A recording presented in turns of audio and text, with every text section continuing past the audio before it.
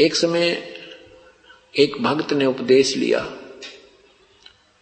और कितना कहर था उनके ऊपर, वर्णन नहीं कर सकते। एक पुस्तक में भी हमने छपवा रखी उसकी हिस्ट्री। जींद में पटियाला चौक पे एक भक्त की दुकान, वही उनका पीछे मकान था। रमेश नाम है उनका, रमेश जैन। तो उनके 2 जुड़वा लड़के थे और एक लड़की उसमें 10-12 वर्ष की होगी और एक और उससे थोड़ी छोटी थी। लड़के उस समय वो 5 वर्ष के होंगे दोनों ही। दोनों लड़कों को तो इतनी बीमारी रहे कि नियमित 5 दिन तो घर पर 10 दिन मेडिकल में रहा करते और बड़ी लड़की का दौरे पड़ा करते।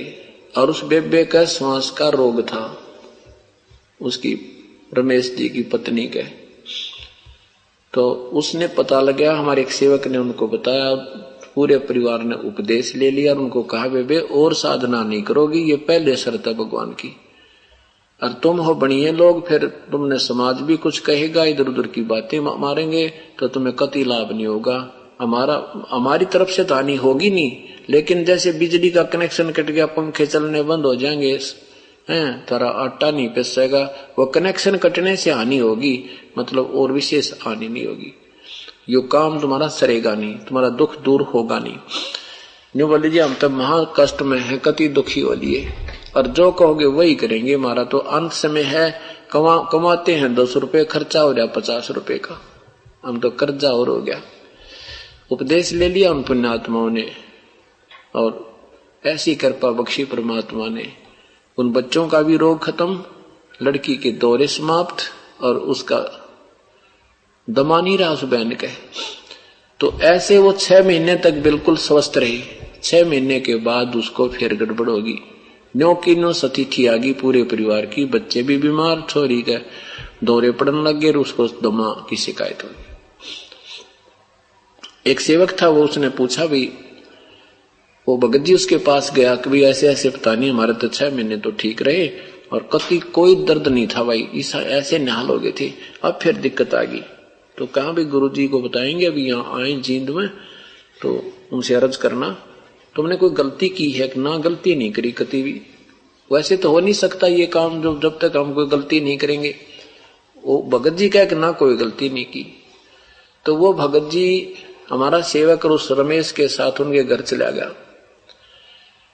तो उस बहन से भी यही कहा भी गलती बिना तो बहन ये दुख हो नहीं सकता, तेने कोई त्रुटि की है तो दोबारा क्षमा याचना मांग ले। बोली ना भाई मैंने कति कोई गलती नहीं करी। तो वो घूमता घूमता उनके पिछले वैसे कुदरती पीछे ने वैसे निकल गया, कोई बाथरूम करने गया था कैसे, तो वहां देखा तो गुग्गा की पूजा कर रखी। तो उसने पूछा यूं के लटोटर कर रखा तुमने? भाई ये तो गुग्गा की पूजा करी थी वैसे। अरे तेरा गजब, ये गुग्गा तो बढ़ गया था फेर, ये गुग्गा तो काट दिया था, ये गुग्गा फेर आ गया था ना, फेर बुला लिया पूजा करके। तब उन्हें बोली अपने परमात्मा से गुरुदेव से दोबारा नाम पूछ दो, तरज करो कि एक समस्या कैसे थारी हल होगी भैया। बताया गुग्गा के ऊपर पूजी इतने ने। बोली भाई के बताऊं, एक रिश्तेदार आएगी नो, यहीं रहते हैं वह, और ने बोली आज गुग्गा वो नहीं करती कि तुम प्रोग्राम से मन हटगी, अकल तक गुग्गा है न्यू करेंगे, मैं हटगी। उसने कहा हम ना करें, हमने तो नाम ले रखा। उसने इसी ड्राइव में था, मैंने सोची कर ले गुग्गा के दिक्कत आवे, गुग्गा में क्या फर्क पड़े, और तो पूजा हम सारी कर ही रही है गुरुदेव वाली। तो परमात्मा कहते हैं 100 वर्ष तो सतगुरु पूजा, एक दिन आन उपासी, वो अपराधी आत्मा फिर पड़े काल की फांसी। 100 वर्ष या साधना करके हमारी जो एक दिन भी गलत साधना कर दी, उसी दिन आपका काम बिगड़ जाएगा। तो उन्होंने फिर कहा भी गुरु जी आओ तो क्षमा याचना करो, फिर जैसे क्या होगा देखो। वो गड्ढे डर गए, फिर आगे तो फिर हुआ बीमारी आ गई।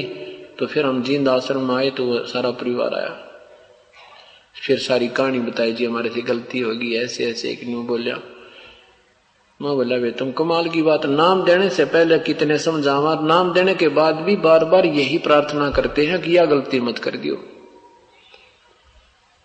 तो फिर उन्होंने दोबारा उपदेश दिया। उसके बाद आज तक लगभग 10 वर्ष हो गए उनको, कोई दिक्कत नहीं है।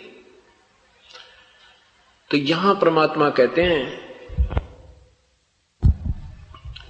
संसारी दी गल नो चिन्ह ना बूझे सब जो गहरे नो, मुर्दों से ती प्रीत लगावे ना जाने सतगुरु मेरे नो। संसारी की गल ने, संसारी की बातों को तो तुरंत मान ले, हम इतना सत्संग करें, 100 प्रमाण बतावें, हुए सुख गिनवावें और हमारी बात सारी फेल कर दे, 1-2 मिनट में कोई बहन भाई आन उपासी आके, तो ये नहीं होना चाहिए। तो परमात्मा कहते थे ये साधनाएं मत करो, ये तुम्हें हानिकारक है, कति लाभ नहीं देंगी, भूत पूज के भूत बनोगे, नर जीवन पर लय हो जाएगी। पवित्र गीता जी 9वें अध्याय के 25वें श्लोक में भी यही लिखा है कि जो देवी देवताओं की पूजा करते हैं वो देवी देवताओं के पास जाते हैं, भूत पत्थर पूजते हैं, श्राद्ध करते हैं, ये कनागत काटें, फूल उठावें, ये पिंड भरवावें, ये सारे भूतों की पूजा है, ये करने वाले तुम भूता बनोगे। और भगवान कहता मेरी पूजा करोगे तो मेरे पास आ जाओगे, यानी प्रभु की साधना करने वाला प्रभु को प्राप्त होता है। तो इस प्रकार परमात्मा बताना चाहते हैं कि तुम साधना हमारी नहीं मानते, अपनी मनमुखी की तरफ शीघ्र दौड़ जाते हो।